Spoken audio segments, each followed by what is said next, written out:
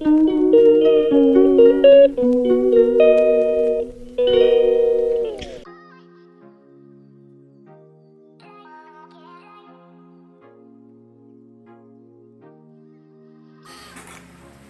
good morning everyone. Today is Monday, April 20.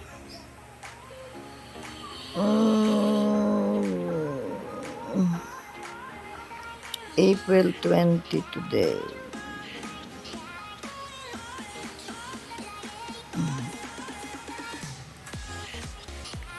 Nako, may puntang muna ako sa taas. Kalimutan ko magdilig kagabi. Kasi may tao sa baba. Kasi nanay magbanyo. Dito ako sa taas magdilig. Hindi ako nakadilig kahapon kasi nga ano yan yung may tao doon sa baba. So ayun, matanggal yung plastic.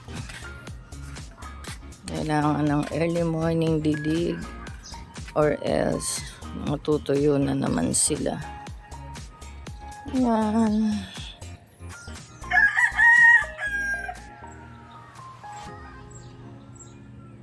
Good morning everyone. Ayan, nakapagdilig na ako.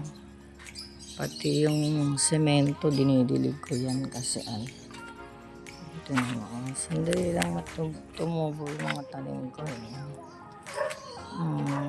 Buhay na sila. Diba? Pag nadiligan, ayan. Basta hindi natagalan.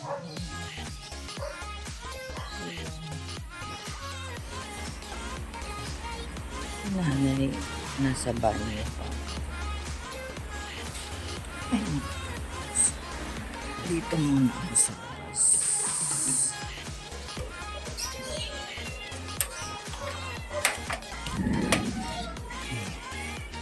Dito ako sa labas magpakain.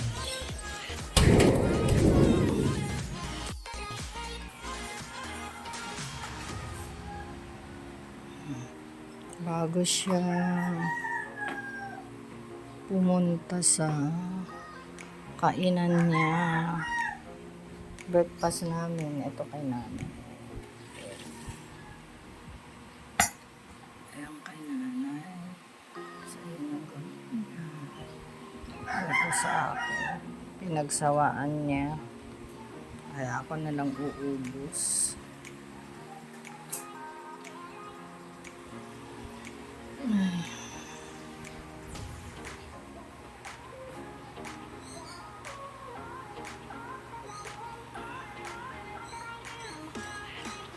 Pag nakatatlong balik, so upo na siya dun sa kanyang trono. Ayan. Yan lang everyone ang daily routine.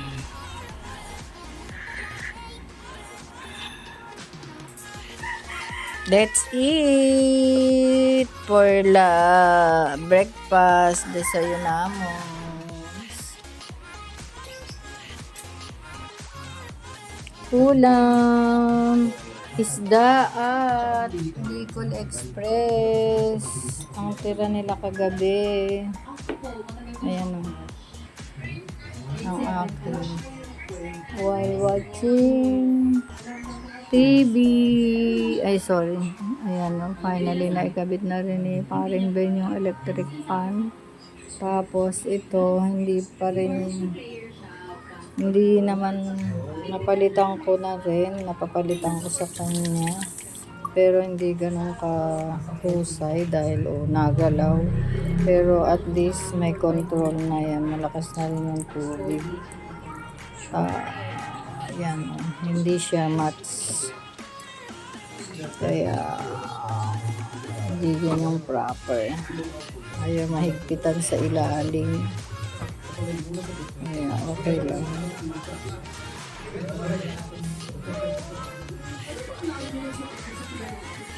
At least na Nahirapan kasi ako pag sara bukas dito sa ilalim. Kaya gano'n. Ayun lang everyone.